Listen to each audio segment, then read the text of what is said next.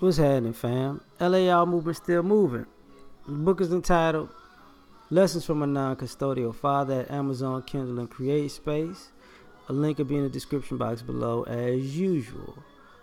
This video is entitled Mass Monopolization, right? It's about monopolies. And just like the game Monopoly, right? I think like people talk about mass incarceration ruin a generation, on a couple generations. And I started thinking about it in a different way, like because of capitalism, mass monopolization ruined a lot of generations, and will continue to, because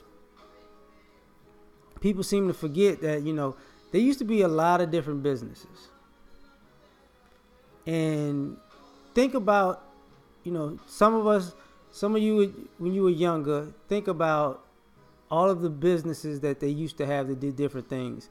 Now a lot of those businesses are rolled into one, and a lot of the competitors are not really competitors in a lot of industries per se. They're more so just subsidiaries or off-brand of the same company. So it's not as many businesses out here as you actually think, because they're all under one business, because it's mass monopolies. I was thinking about that because Sprint and T-Mobile just merged, and when you merge, that's a takeover. Somebody takes over for you, and now they run your business. And when people talk about things like automation, one of the things about automation is monopolies to me. Businesses come together, bam, bam, bam. And this is what I mean. And I'm gonna try to just in a few different ways so people hear me out. Let's try entertainment.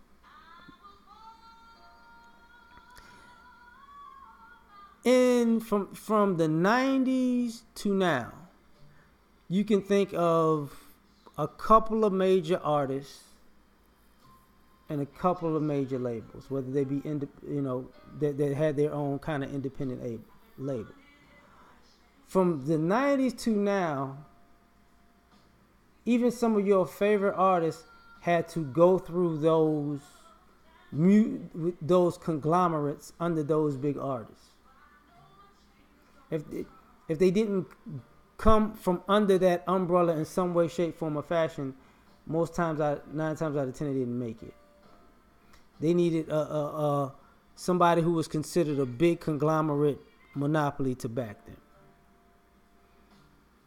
Think about the music industry itself. They like the music business is dying. All these record labels. The record label is going away with the dinosaur. Do you remember all the labels that they used to have from in the 90s, 2000s? You notice, they've shrunk and shrunk and shrunk. And I remember in the early 2000s, a lot of things were under Universal. A lot of things were under, I think, Sony. And something else. I can't think off the top of my head. But they would have like 5-10 different labels under that one banner. So really, your music didn't come from. You didn't get free music with free creativity, because it came from the same wheelhouse. So they had to have a certain protocol regardless. So what you listen to came from monopolies, basically, not independence. And I say this because with this lack of independence comes the lack of freedom, free speech, free market. Because we talk about the economy and globalization and having a free market to gravitate and go left and right and whatever. Well, it ain't really that free, because even when they talk about censorship, net neutrality. It comes from a monopolized, localized place that branches out and wants to touch everything else. So people feel crushed down because there isn't the free space to actually maneuver as well as people admit. It's like the illusion of a free market. Because if you don't play ball with a certain group, then all of a sudden the door closes. And you're like, well, there's other doors. When one door closes, another door opens. That's not necessarily the case. Because when one door closes, that door might hold 20 other doors, and you didn't know those doors were connected because of mass monopolization, right? I like sports. Most sports are monopoly, but the reason why sports are different than society in some ways is because every year there's a fresh crop of talent. And every year, that means people are going to either retire or get pushed to the side. That's quote unquote a free market. We don't have that.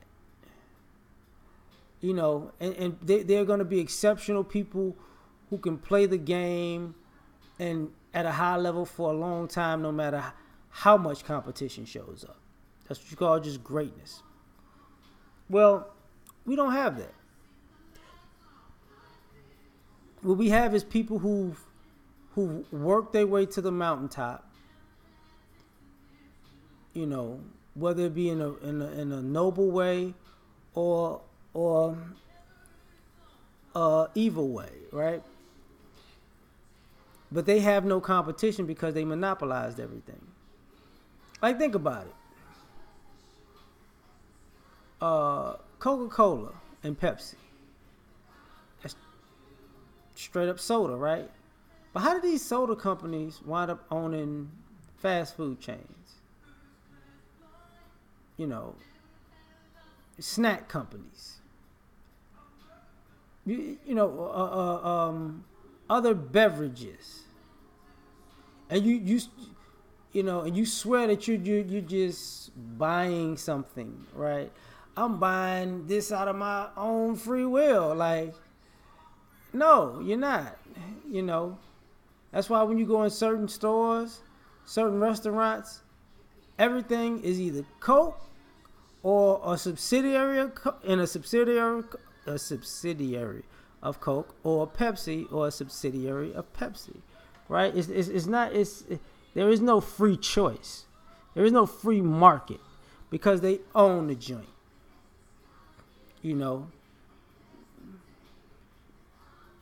And I think mass monopolization affects jobs because guess what?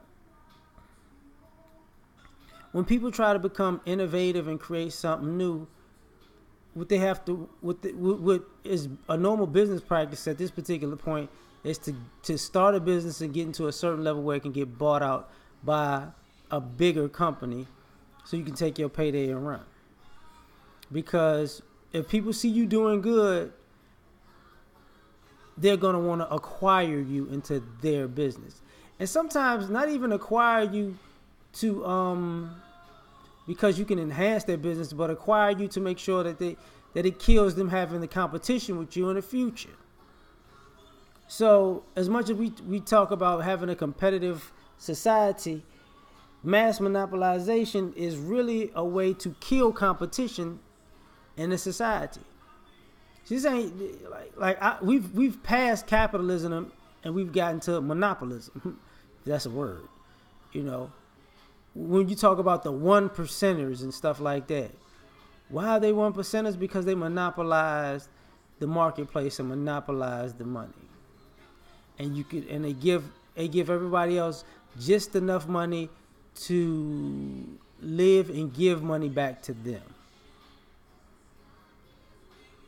So that's why wealth is at the top, to the point where, if you're not,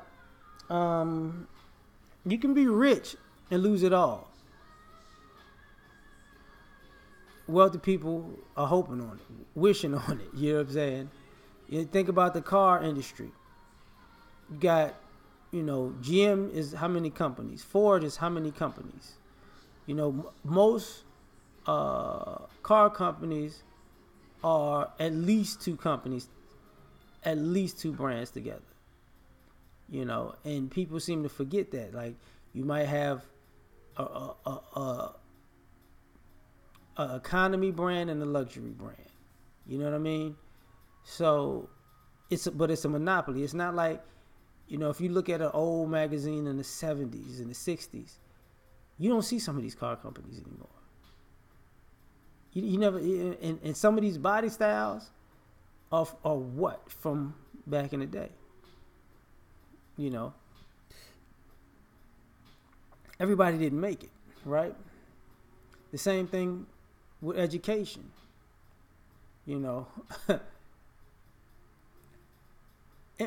Education has become a business.